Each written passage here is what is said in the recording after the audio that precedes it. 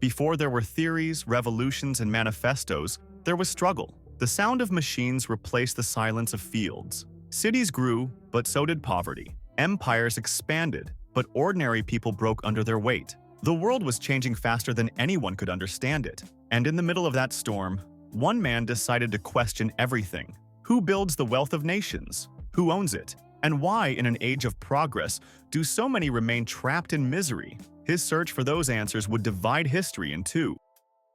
In the smoke-filled streets of 19th-century Europe, as factories roared and fortunes were forged, a man sat in a dim London apartment coughing through the cold. He had no money, no power, but he held an idea that would ignite revolutions, divide nations, and redefine the meaning of wealth and freedom. His name was Karl Marx. To some, he was a prophet of justice. To others, a destroyer of order. But behind the myth stood a man, a thinker, a father, and a dreamer who spent his life asking one question: why do so many have so little and so few have so much? This is the long story of Karl Marx, the man who rewrote economics and revolution.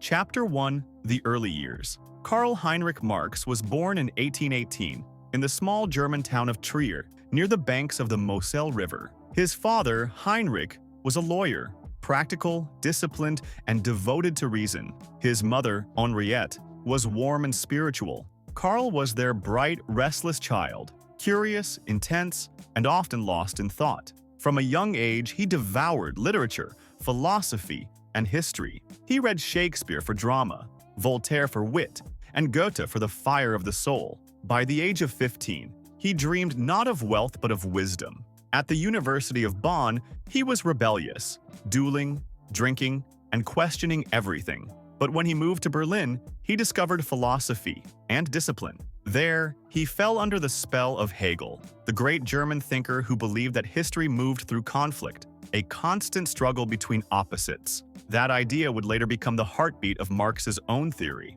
Chapter 2: The Birth of a Rebel. After earning his doctorate in philosophy, Marx hoped to teach at a university, but his writings, critical of religion and monarchy, made him too dangerous. So, he turned to journalism. As editor of the Rheinische Zeitung, he wrote fiery articles about factory workers, censorship, and inequality. He asked hard questions: who profits from labor? Who owns the machines? And who suffers when the system fails? The Prussian authorities answered with silence, and then with force. His newspaper was shut down, his career destroyed. At 25, Marx was unemployed, broke, and banned from publishing. But instead of giving up, he packed his books and moved to Paris, the city of revolution. Chapter 3: Paris, the Meeting of Minds. Paris, in the 1840s, was alive with new ideas. Philosophers, writers, and revolutionaries filled every cafe.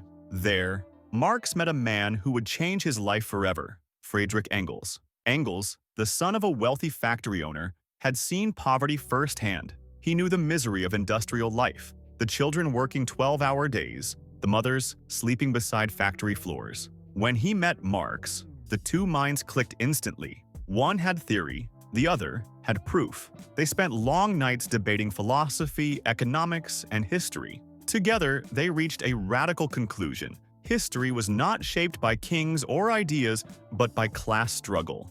Between the owners and the workers, between the rich and the poor, between those who command and those who obey. Chapter 4: The Communist Manifesto. In 1848, Europe erupted in revolution. From Paris to Berlin, workers demanded bread, justice, and freedom. And in that same year, Marx and Engels published a small pamphlet that would shake the world: the Communist Manifesto. Its opening words still echo through history: "A specter is haunting Europe, the specter of communism." The manifesto claimed that all history is the history of class struggle, that capitalism, though powerful and innovative, was built on exploitation, that workers, by uniting, could overthrow the old order and build a society of equality. Governments banned it, printers were arrested, but copies spread secretly from city to city. It became a weapon made of words, and Marx became the most wanted thinker in Europe. Chapter 5: Exile in London. Marx fled to London with his wife, Jenny, and their children. It was a new beginning, and a harsh one. They lived in poverty, surviving on small loans and pawned belongings. Sometimes the family went days without food. 2 of their children died young. Yet, through all this hardship, Marx kept writing. Day after day, he sat in the reading room of the British Museum, surrounded by mountains of books and notes. He studied the machinery of capitalism itself, how wealth is produced, how value is extracted, and how profit depends on labor. From those years of isolation came his life's work, Das Kapital, the Capital, a vast analytical study of how money rules modern society. It wasn't a call to arms. It was a diagnosis, a map of how the economic world truly works. Chapter 6. The Making of Das Kapital. Marx spent nearly 20 years crafting Das Kapital. Every page was the result of exhaustion, poverty, and obsession. He believed that capitalism, while powerful, contained the seeds of its own destruction, that the drive for profit would eventually push wages down, concentrate wealth, and lead to crises, again and again. He called it the contradiction of capital, and history, time after time, seemed to prove him right. But behind every word of that book was the quiet support of his best friend, Friedrich Engels. Engels used his own income to keep the Marx family alive, sending money, food, and hope. Without Engels, Marx's masterpiece might never have seen the light of day. When Das Kapital was finally published in 1867, it was long, dense, and radical. Many ignored it, but those who understood it never saw the world the same way again. Chapter 7. The International Revolutionary. By the late 1860s, Marx was more than a writer. He was a leader. He helped found the International Working Men's Association, a global network of unions and activists fighting for workers' rights and democracy. He wrote speeches, resolutions, and letters that reached across Europe and beyond. His ideas inspired revolts, reforms, and social movements, but he also made enemies, anarchists, politicians, and even some of his followers. To them, he was too rigid, too theoretical. To Marx, he was simply consistent. He believed that change must come through collective power, not violence, not luck, but through unity and awareness. Chapter 8. The Final Years. Marx's health began to fail.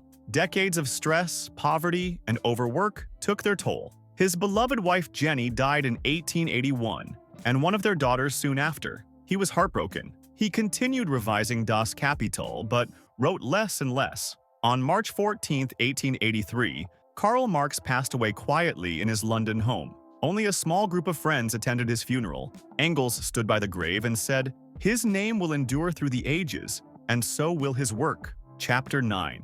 The Legacy of an Idea.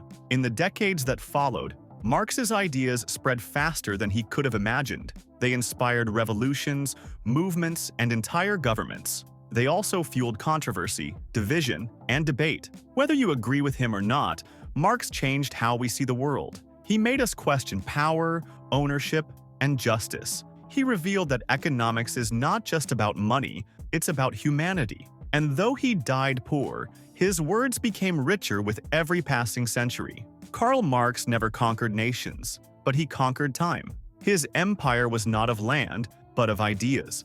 Subscribe for more videos, and remember, YouTube's got something it knows you'll want to see next. Trust the algorithm.